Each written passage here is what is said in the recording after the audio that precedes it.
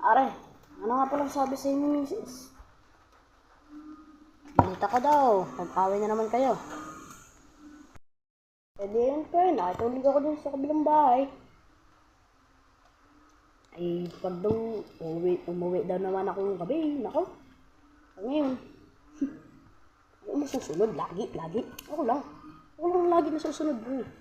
Kapag ayaw ko umuwi, di ako.